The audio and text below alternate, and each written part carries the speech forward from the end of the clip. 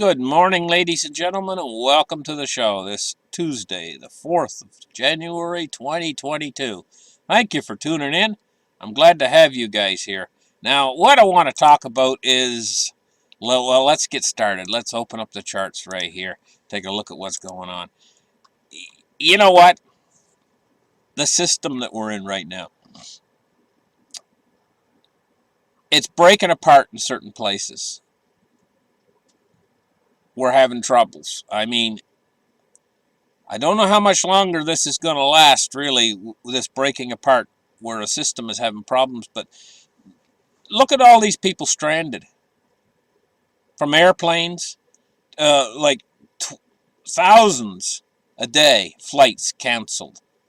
Now drivers are stuck up on the freeway. And you know, if you need to get something done now, you call up a call center or something, there's nobody there. You're going to have to wait for, like, I don't know, forever. You're going to have to wait forever on the phone.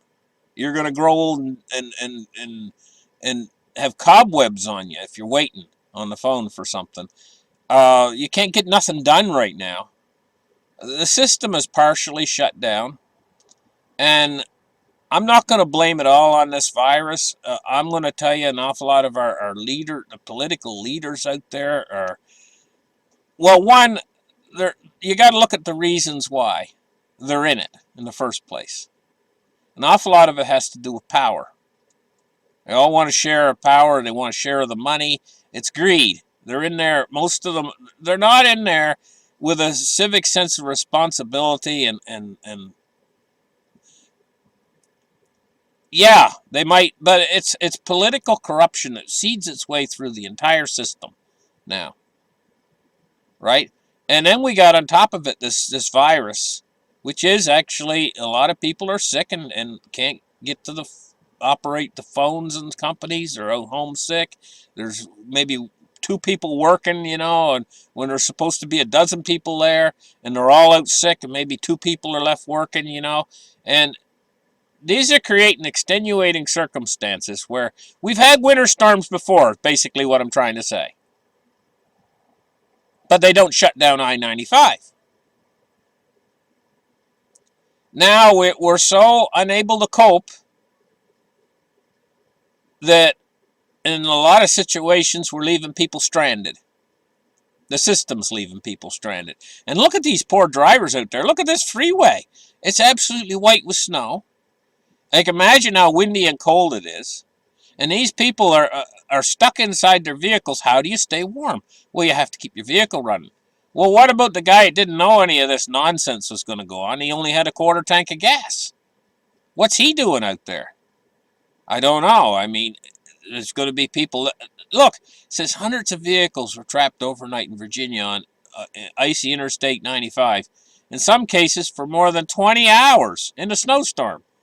Can you imagine what that must be like? It was following a vehicle crash that shut down 50 miles of the roadway. Well, you know, when I was a younger fella, what they used to do is if there was a big vehicle crash, they used to clear the vehicles off the highway pretty quick. Now, everybody's sick. Oh, tow truck drivers are sick. Nobody can clear the road. I mean, it's just, but 20 hours? Come on. Says a massive log jam follows more than a foot of snow falling in the region just south of Washington, D.C. on Monday morning. Multiple crashes were reported among the interstate, including several tractor trailers that became stuck, officials with the Virginia Department of Transportation said. Drivers trapped with nowhere to go. They've shared photos and videos from the road with frustration at the extreme conditions. And these are some truckers and stuff, you know, but the truckers are probably better off. They can probably stay, a lot of them have what's called parking heaters. The trucks, a lot of trucks have parking heaters. And a parking heater, they don't have to run the truck's engines, they just run the parking heater, and it keeps the cab warm. Which is a smart idea. I'm going to tell you, if you lived in northern states now, I'm almost thinking maybe you should put a parking heater in your vehicle if you're anywhere north at all. You know, Amazon sells them, you know, and they're a little heater that installs and can heat your car up toasty warm. Doesn't run, you don't have to run the engine. But you know, I mean, ah. Anyway, let's move on to the silver price today. It's up 16 cents. The biggest collapse in the entire thing, bigger than what this collapse that we've been through, or somewhat collapse in places. Some people have experienced it and tasted it, seen what it's like, and some people haven't. Some people out there have drifted through this whole COVID crisis without anything really too much happening. Maybe the community that they're in is everything have seen pretty much normal all the way through the COVID crisis, where other people have been impacted really hard by this. And it just depends on where you are, who you are, and what your community's like. You know, how big the impact is on you personally. Okay, let's take a look now at silver. And silver is up 16 cents on the day. It's made back some of those losses. Let's take a look at gold today. Gold is up $13.60 at 1,815. I can't help but think that they're desperate now. In these big smackdowns in price, what they're trying to do is they're trying to shake you out of your silver. They're trying to get you to sell. The physical supply out there is becoming so constrained, and it's the only way that they can keep this paper game running is to have ample physical supply ready for sale into the market, and they don't. They're running on vapors now. You know, I mean, my dad used to do that from time to time. He'd let the car get really low on gas, and he would. I remember one time, you know, he was coasting down every hill, you know, and had turn his engine off and coasting down every hill trying to make it to the gas station. You know, he's running on vapors. Of course, you know, he used to do that, and it's kind of for fun. I think he had a gas can in the trunk, but anyway. I remember when I was a kid, you know, just a kid, he used to do that, you know, once in a while, you know, he'd be, let the car get too low on gas. But anyway, running on vapors is what they're calling it, when you got almost no gas left. And that's the way with these guys with the physical silver. I just know right now they're running on vapors. And they got to keep the mines going. And so they can't let this price get too low or the mines will shut down production. But they do drive it down for a day or two to try to scare all you out. Shake you out of the tree. Well, I don't think it's working very good. Wall Street silver is growing bigger and bigger and bigger, and the demand is getting higher and higher and higher. And honest to gosh, this thing is going to break. And, you know, I've been preaching that for years. Way back before Wall Street silver, way back before any of these guys, I did shows on we're going to run out of silver. Now, I don't mean that the world is going to go into a shortage where there's no more silver. That's not what I'm talking about. I'm talking about the silver that's available for sale into the market. Physical silver that's available for sale. There's an awful lot of silver out there. But most of it's not available for sale. So don't count any of that. You can't count that. You can only count the silver that's ready to be sold. And I think it's awfully tight now. I don't think there's that much out there that's ready to be sold into the market. Let's take a look at gold. Gold is $18.14. It's up $13.30. Let's check cryptocurrencies today. See what they're doing. We're looking at 22.53. Let me refresh the page. 22.57.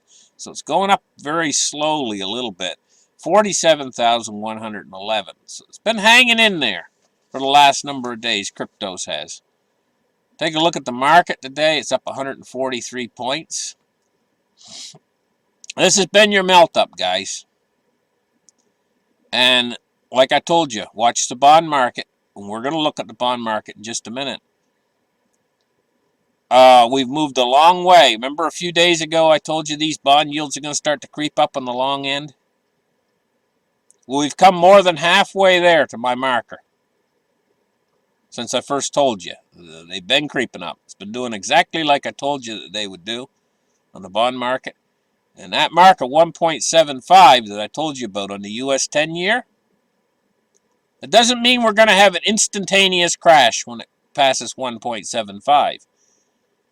No, that's the marker that I put in that the crash is ready to happen when we pass 1.75. Doesn't mean the crash is going to happen. It means that it's primed to happen. And so we're still priming this market to crash. If we take a look at the bonds in just a second, but the Dow is at 36,598.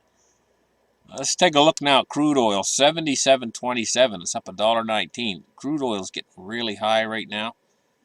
Let's take a look at the MOVE index. MOVE indexes went up. It's at 84.08.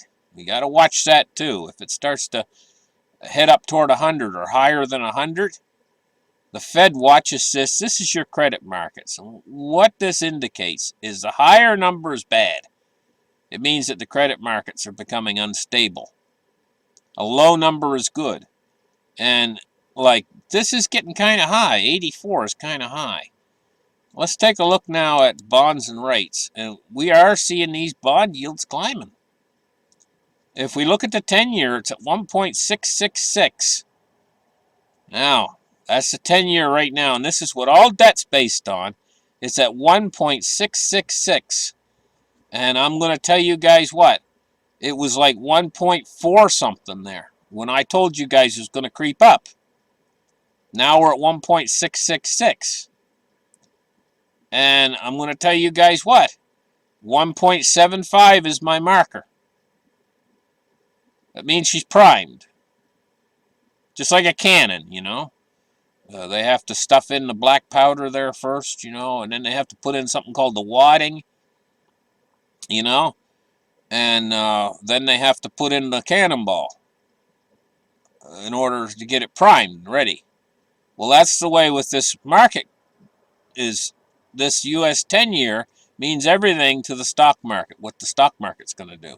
And let's put it this way, the wadding and the black powder and everything's in there when this thing crosses 1.75. Doesn't mean it's going to happen.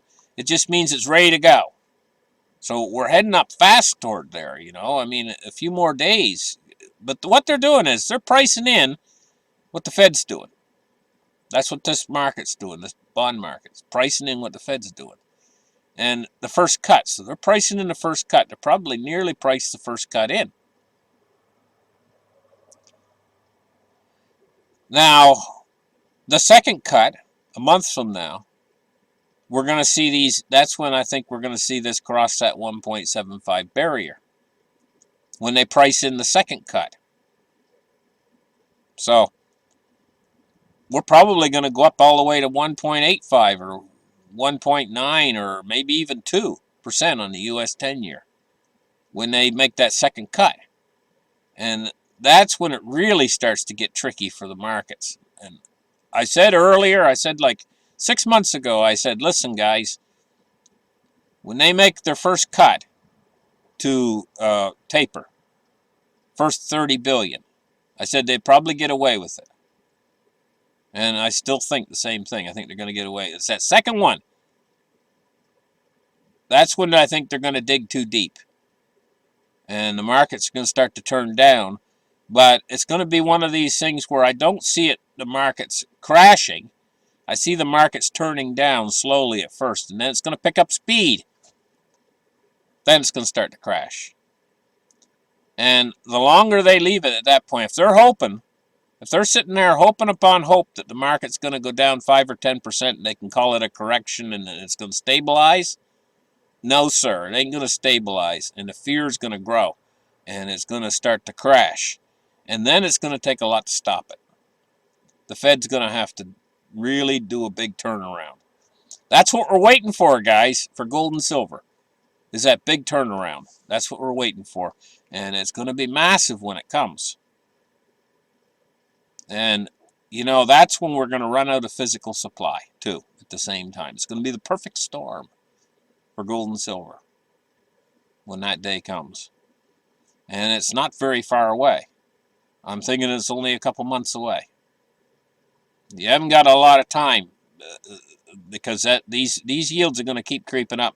And they might even have to do something called yield curve control. It's very possible. Well, let's take a look now at the dollar index at 96.08, and it's starting to fall. Thank you guys for listening to my show. You got to be careful now because the system is unstable.